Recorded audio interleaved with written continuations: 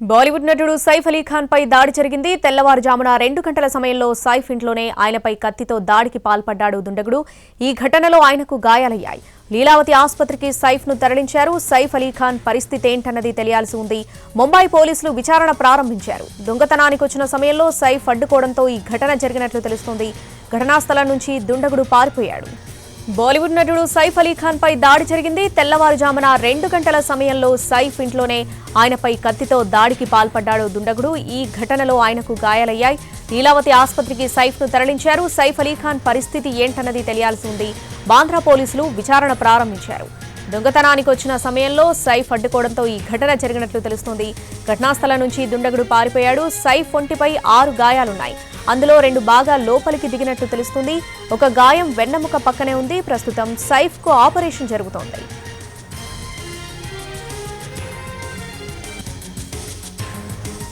బాలీవుడ్ నటుడు సైఫ్ అలీ ఖాన్ పై దాడి జరిగింది. తెల్లవారుజామున 2 గంటల సమయంలో సైఫ్ ఇంట్లోనే ఆయనపై కత్తితో దాడికి పాల్పడ్డాడు దుండగుడు. ఈ ఘటనలో ఆయనకు గాయాలయ్యాయి. లీలావతి ఆసుపత్రికి సైఫ్ ను తరలించారు. సైఫ్ అలీ ఖాన్ పరిస్థితి ఏంటన్నది తెలియాల్సి ఉంది. బాంద్రా పోలీసులు విచారణ ప్రారంభించారు. దొంగతనానికి వచ్చిన సమయంలో సైఫ్ అడ్డుకోవడంతో ఈ ఘటన జరిగినట్లు తెలుస్తోంది.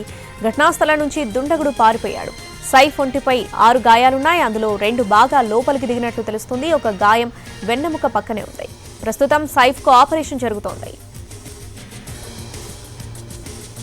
JM group properties and villas 10 సంవత్సరాల ప్రస్థానం, 2000 మంది కస్టమర్ల మనసులో సుస్థిర స్థానం.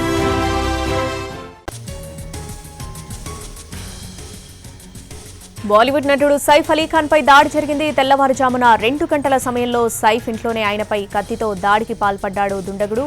ఈ ఘటనలో ఆయనకు గాయాలైనాయి. ప్రస్తుతం లీలావతి ఆసుపత్రికి సైఫ్ ను తరలించారు. అయితే సైఫ్ అలీ ఖాన్ పరిస్థితి ఏంటన్నది తెలియాల్సి ఉంది. ప్రస్తుతం ఈ దాడికి సంబంధించి బాంద్రా పోలీసులు విచారణ ప్రారంభించారు. ముంబై క్రైమ్ బ్రాంచ్ కూడా విచారణ ప్రారంభించింది. అయితే దొంగతనానికి వచ్చిన సమయంలో సైఫ్ అడ్డుకోవడంతోనే ఈ ఘటన జరిగినట్లుగా తెలుస్తుంది. ప్రస్తుతం ఘటనా స్థలం నుంచి దుండగుడు పారిపోయాడు. అయితే సైఫ్ ఒంటిపై మొత్తంగా 6 గాయాలున్నాయి. అందులో 2 బాగా లోపలికి దిగినట్లు తెలుస్తుంది. ఒక గాయం వెన్నెముక పక్కనే ఉంది. ప్రస్తుతం సైఫ్ కు ఆపరేషన్ జరుగుతుంది. ఆ తర్వాతే అతని ఆరోగ్య పరిస్థితిపై క్లారిటీ రానుంది. సైఫ్ ఇటీవలే తెలుగులో దేవరా సినిమాలో నటించాడు. హీరోయిన్ కరీనా కపూర్ ఆయన భార్య. బాలీవుడ్ నటుడు సైఫ్ అలీ ఖాన్ పై దాడి జరిగింది. తెల్లవారుజామున 2 గంటల సమయంలో సైఫ్ ఇంట్లోనే ఆయనపై కత్తితో దాడికి పాల్పడ్డాడు దుండగుడు. ఈ ఘటనలో ఆయనకు గాయాలయ్యాయి. అయితే లీలావతి ఆసుపత్రికి సైఫ్ ను తరలించారు. ప్రస్తుతం సైఫ్ అలీ ఖాన్ పరిస్థితి ఏంటన్నది తెలియాల్సి ఉంది. ఈ దాడికి సంబంధించి బాంద్రా పోలీసులు విచారణ ప్రారంభించారు. అటు ముంబై క్రైమ్ బ్రాంచ్ పోలీసులు కూడా విచారణ ప్రారంభించింది. దొంగతనానికి వచ్చిన సమయంలో సైఫ్ అడ్డుకోవడంతోనే ఈ ఘటన జరిగినట్లుగా తెలుస్తుంది. ఘటనా స్థలం నుంచి దుండగుడు పారిపోయాడు. సైఫ్ ఒంటిపై మొత్తంగా 6 గాయాలున్నట్లుగా తెలుస్తుంది. అందులో 2 బాగా లోపలికి దిగినట్లు తెలుస్తుంది. ఒక గాయం వెన్నెముక పక్కనే ఉంది. ప్రస్తుతం సైఫ్ కు ఆపరేషన్ జరుగుతుంది. ఆ తర్వాతనే అతని ఆరోగ్య పరిస్థితి ఏంటన్న దానిపై క్లారిటీ రానుంది. సైఫ్ ఇటీవలే తెలుగులో దేవరా సినిమాలో నటించాడు. హీరోయిన్ కరీనా కపూర్ ఆయన భార్య. బాలీవుడ్ నటుడు సైఫ్ అలీ ఖాన్ పై దాడి జరిగింది. దీనికి సంబంధించి పూర్తి అప్డేట్స్ మా ప్రతినిధి ఫనీ ఫోన్ ద్వారా అందిస్తారు. ఫనీ, అసలు ఎవరు దాడి చేశారు? తన ఇంటిలోనే అటాక్ జరిగింది అంటే అక్కడ సెక్యూరిటీ గార్డ్స్ ఎవరు లేరా? అసలు ఏం జరిగింది?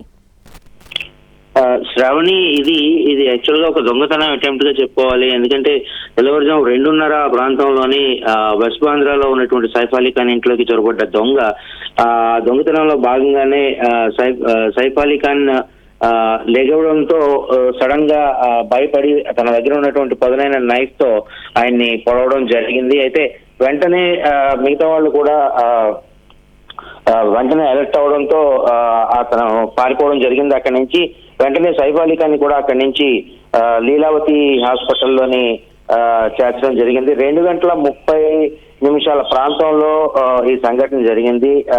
నిజానికి ఆ దొంగతనం అటెంప్ట్ అక్కడ పక్కా ప్లాన్ తో జరిగిందని, కరీనా కపూర్ ఇంట్లో కూడా దొంగతనానికి ప్లాన్ చేశారని కూడా తెలుస్తా ఉంది. అయితే పూర్తి వివరాలు మనకి ఇంకా తెలియాల్సి ఉంది. ఈ అక్కడ సైఫ్ అలీ ఖాన్ మాత్రం ప్రస్తుతానికి సేఫ్ పొజిషన్ లో ఉన్నాడు. లీలావతి హాస్పిటల్లో ఆయన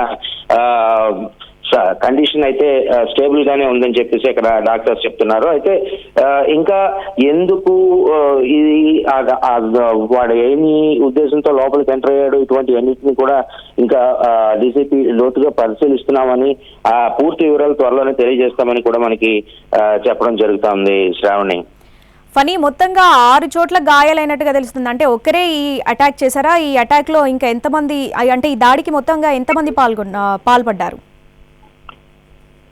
ప్రస్తుతానికి మనకున్న ఇన్ఫర్మేషన్ ప్రకారం సైఫ్ అలీ ఖాన్ మీద దాడి చేసినటువంటిది ఒక్కడే దుండగుడు అని తెలుస్తా ఉంది.